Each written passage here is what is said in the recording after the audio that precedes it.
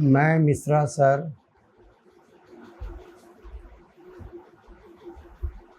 कक्षा 10वीं की पाठ्यपुस्तक क्षितिज का काव्य आत्मकथ्य की चर्चा करने जा रहा हूँ, जिसके कवि हैं जयशंकर प्रसाद। इसके पहले पैराग्राफ की चर्चा मैं कुछ दिन पहले किया था। परिस्थितियाँ अनुकूल नहीं होने के चलते मैंने बीच में वीडियो नहीं बना पाया, इसके लिए मुझे खेद है। फिर नए सिरे से मैं ये कार्यक्रम शुरू किया हूँ, बच्चे इससे लाभान्वित हो सकें। जितने ही ध्यान से सुनेंगे उतने ही अच्छे से आप समझ पाएंगे। इस आत्मकथ्य में जयशंकर प्रसाद ने अपने दुख भरे जीवन के वर्णन करने का प्रयास किया है। बच्चों को बता दें कि हिंदी साहित्य का ये दूसरा आत्मकथ्य है। इसके पहले 1861 ईस्वी में बनारसी प्रसाद जैन ने अपनी आत्मकथा लिखी थी, और ये दूसरा है जो अपने आप में बहुत ही महत्वपूर्ण है। आप बच्चों को ये भी बता दें कि जयशंकर प्रसाद एक बहुत ही महत्वपूर्ण छायावादी कवि थे।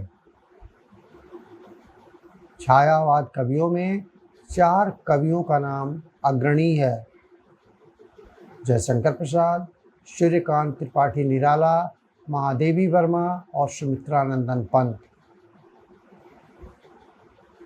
और ये चारों किसी परिचय के मुहताज नहीं हैं। पुरस्कार इनके इर्द गिर्द घूमते हैं। कोई भी पुरस्कार अपने आप को भाग्यशाली मानता है जो कि इनके पास तक पहुंच पाता है। जयशंकर प्रसाद अपनी आत्मकथा के माध्यम से क्या बताना चाहते हैं, बच्चे आगे सुनेंगे। किंतु कहीं ऐसा ना हो कि तुम ही खाली करने वाले, अपने को समझो मेरा रस ले अपनी भरने वाले। जयशंकर प्रसाद जी कहते हैं कि ये मेरे मित्रगण, ये मेरे मित्रों, जो तुम बार बार मुझ पर दबाव डाल रहे हो कि मैं अपनी आत्मकथा सुनाऊं, जो कि दुख भरी कहानी है। और मैं इसलिए नहीं सुनाना चाहता कि आज तक तुम लोग मेरी कहानी और कविताओं को सुन करके काफ़ी रस विभोर हुए हो, काफ़ी खुश हुए हो, काफ़ी आनंदित हुए हो, उत्साहित हुए हो, उल्लास से परिपूर्ण हो गए हो। और मैं नहीं चाहता कि मैं आज अपनी दुखद घटनाओं को सुना करके आपके मन को दुखी कर दूं। सचमुच में सही मित्र की तो यही पहचान होती है कि खुद दुखी रहे लेकिन सामने वाले को दुखी नहीं कहे। और अपनी दुख उन्हीं लोगों से कहनी भी चाहिए जो कि उसको ध्यान से सुने, आपके प्रति सहानुभूति रखे और भरसक प्रयास करे कि आपके दुख को कम कर सके। क्योंकि कहा भी गया है, दुख बांटने से दुख आधा हो जाता है, लेकिन बेवजह सबसे कहेंगे तो आप हंसी के पात्र बन जाएंगे।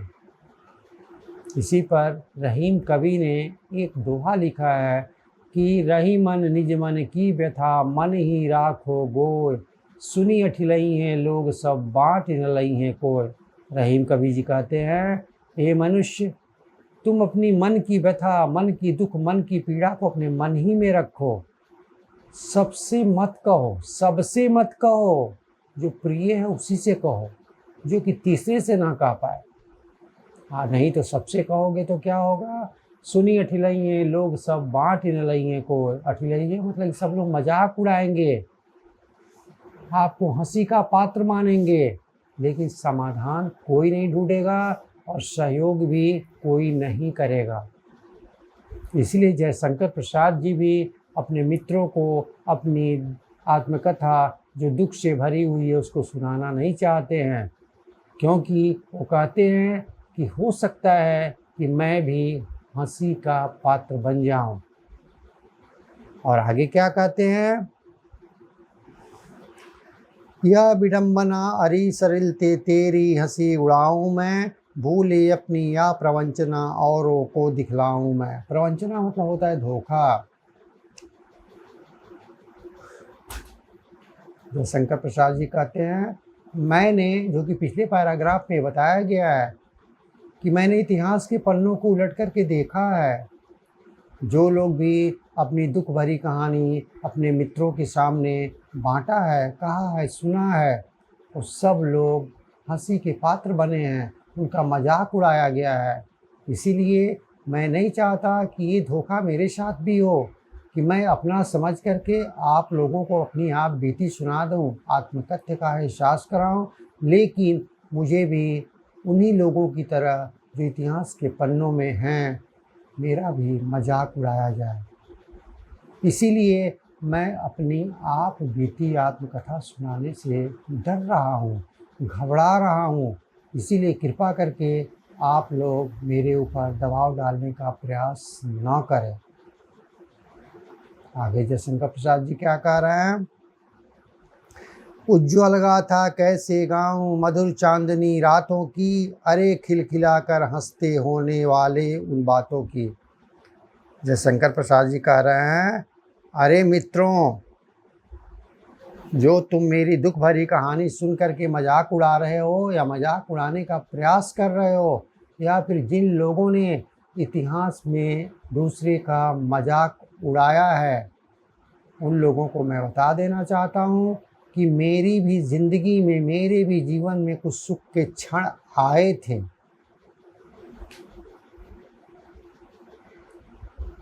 उसी चांदनी रात की तरह जो कि अंधेरी रात के बाद आती है और इतनी सुखद अनुभूति देती है जो कि हम भूल नहीं पाते हैं, और 15 दिन की अंधेरी रात पल भर में हम भूल जाते हैं और चांदनी रात के सारे सपने देखने लगते हैं, और मुझे बड़ा सुखद क्षण लगता है। बात भी सही है, किसी की ज़िंदगी ऐसी नहीं है। मेरे हिसाब से हर व्यक्ति का जीवन में सुख और दुख दोनों आता है। अंतर सिर्फ इतना ही है, किसी के जीवन में सुख का पलड़ा भारी होता है, किसी के जीवन में दुख का पलड़ा भारी होता है, लेकिन दोनों तो देखना ही पड़ता है। कोई सुख का क्षण ज़्यादा देखता है, किसी के जीवन में दुख के क्षण कम आते हैं, लेकिन ईश्वर दोनों का एहसास कराते ज़रूर हैं। सही इंसान वही होता है यदि वो पल भर के लिए दुख झेल लेता है तो दूसरे के दुख को एहसास करता है, उसके दुख की में मदद करता है। बड़ी अच्छी लोकोक्ति भी है, जा की पैर न फटे बेवाई सो क्या जाने पीर पर आई। जा की पैर न फटे बेवाई सो क्या जाने पीर पर आई। यानी जो व्यक्ति खुद दुख देखा ही नहीं हो, खुद दुख नहीं सहा हो, दूसरे के दुख को क्या एहसास करेगा। इसीलिए अपनी व्यथा, अपना कष्ट, अपना दुख उसी व्यक्ति से कहना चाहिए जो कि कभी न कभी दुख का एहसास किया हो। जो भूखा रह गया है उससे अपनी भूख की व्यथा सुनाएंगे, उसे एहसास होगा कि भूखे रहने पर कैसी पीड़ा होती है। जो जीवन में कभी भूखा ही नहीं रहा हो उससे दिन रात अपनी व्यथा करते रहेंगे, कोई उस पर अंतर नहीं पड़ेगा। आप कहते रहें, वो सुनते रहे, क्योंकि उसको तो कभी भूखापन का एहसास है ही नहीं। इसीलिए जयशंकर प्रसाद अपने मित्रों से अपनी आप बीती सुनाने से डरते हैं, घबराते हैं कि जैसे और लोगों का इतिहास में मजाक उड़ाया गया उसी तरह मेरा भी उड़ाया जाएगा। लेकिन मनुष्य को कभी भी नहीं भूलना चाहिए कि शिकारी भी कभी कभी शिकार बन जाता है। वही बात मित्रों को ये एहसास दिलाना चाहते हैं कि मित्रगण, तुम ऐसा मत सोचो कि आज मैं दुखी हूँ, मेरा दुख भरा जीवन व्यतीत मैं कर रहा हूँ, मेरी ज़िंदगी में दुख ही दुख है जो कि तुम सुनने के लिए बेचैन हो, मेरा मजाक उड़ाने के लिए बेचैन हो। नहीं, एक वक्त था कि मेरे जीवन में भी सुख के क्षण आए थे, उसी चांदनी रात की तरह जो कि सारी काली अंधियारी रात को दबा देती है और सबसे ऊपर भी चांदनी बिखेरती है। ये अलग की बात है कि आज वो सुख के क्षण मेरे जीवन में नहीं रहे, लेकिन आज भी मैं उसको याद करके अपनी सबलता को बनाए रखता हूँ, अपने हौसलों को बुलंद रखता हूँ, ताकि मैं दुख को झेल सकूं।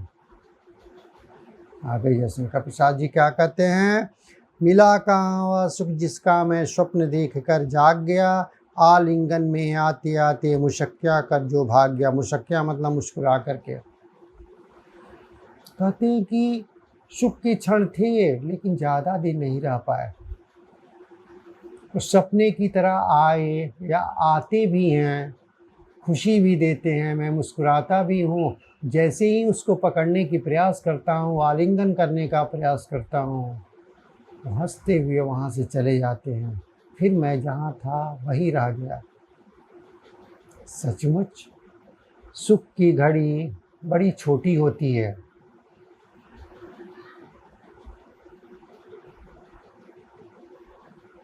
सुख और दुख दोनों भाई हैं, दोनों साथ ही साथ रहते हैं।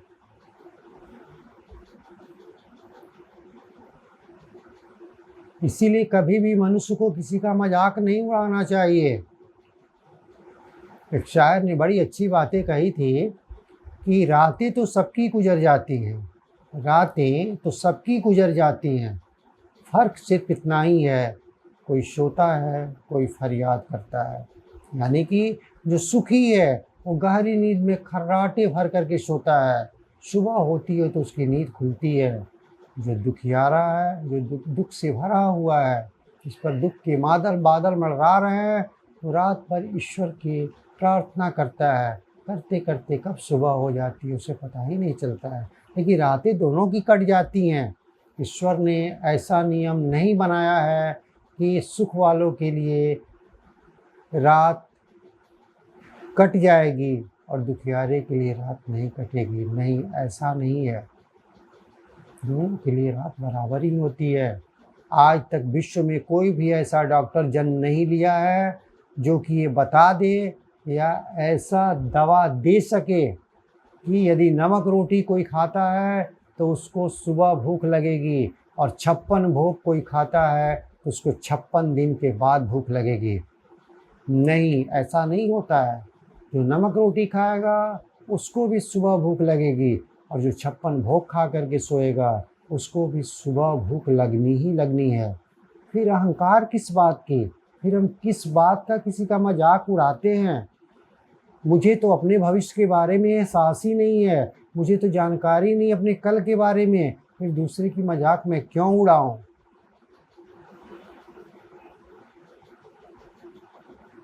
इस कविता के माध्यम से, काव्य आत्मकथ्य के माध्यम से जयशंकर प्रसाद आप बच्चों को, हमको सबको ये बताने का प्रयास कर रहे हैं, आप किसी की मजाक ना उड़ाएं। कोई नहीं जानता है कि आज आपका बुरा वक्त कल मेरा हो सकता है, मेरा अच्छा वक्त आपका हो सकता है। दूसरे की जगह पर जब अपने आप को रख करके देखेंगे तो सारा निर्णय स्पष्ट हो जाता है। मेरे हिसाब से दुनिया की सबसे बड़ी अदालत अपना हृदय होता है, मन होता है। जब एकांत में बैठेंगे तब आपका मन सच्चा गवाही देता है, सच्चा निर्णय सुनाता है कि आप क्या सही हैं, क्या गलत हैं, आपने क्या दिन भर में सही किया और क्या गलत किया। किसी के वाहवाही से हम गलत काम पर खुश तो हो सकते हैं, लेकिन जब एकाग्रचित होकर के सोचेंगे तो पता चलेगा कि मेरी सुकून छिन गई, मेरी शांति छिन गई, रात की नींद उड़ गई, क्योंकि मैंने वाहवाही के चक्कर में बहुत सारे गलत काम कर दिए थे जो किसी भी दृष्टिकोण से उचित नहीं था, सामाजिक दृष्टिकोण से ना आध्यात्मिक दृष्टिकोण से। इसलिए हम बच्चों से मैं अपील करूँगा कि जयशंकर प्रसाद जी की इस कविता से बच्चे सीख लें, किसी के बुरे वक्त से खिलवाड़ ना करें, उनका मजाक ना उड़ाएं, और यदि कोई व्यक्ति दुखी है तो उसे उसकी भावनाओं को कुरेदने का प्रयास ना करें, उसके दुख दर्द का एहसास करें, उसकी अनुभूति आपको होनी चाहिए, क्योंकि अनुभव और अनुभूति में अंतर होता है। हम लोग बोल चाल में और बातचीत के क्रम में अनुभव की जगह अनुभूति और अनुभूति की जगह अनुभव का प्रयोग कर देते हैं, लेकिन आप बच्चों को हम बता दें कि अनुभव का संबंध सीधे दिमाग से होता है, अनुभूति का संबंध आपके हृदय से होता है। आपके दुख सुख की पीड़ा का एहसास, अनुभूति आपके हृदय तक पहुंचती है, और जो बात हृदय तक पहुंचती है वो मनुष्य को झकझोर देता है, चाहे वो खुशी हो या गम हो। इसीलिए आप भी किसी के दुखद जीवन में कभी भी किसी को परेशान करने का प्रयास ना करें, उसका मजाक उड़ाने का प्रयास ना करें, बल्कि यथासंभव उसके जख्मों पर मरहम लगाएं, जिससे कि वो भी शारीरिक रूप से स्वस्थ हो जाए और आप अपने मानसिक रूप से सुकून भरी चैन की सांस ले सकें। इसी के साथ मैं अपनी वाणी को विराम देता हूँ। तब तक के लिए बच्चों से विदा लेता हूँ। फिर इसी का अंतिम पैराग्राफ अगले वीडियो में मैं बच्चों को उसकी जानकारी दूंगा। अगर बच्चों को ये वीडियो पसंद आया हो तो इसे लाइक करें और चैनल को सब्सक्राइब करें। चलते चलते मैं फिर नए सिरे से बच्चों को बता दूं या याद दिला दूं कि मेरे चैनल का नाम है मिश्रा सर हिंदी।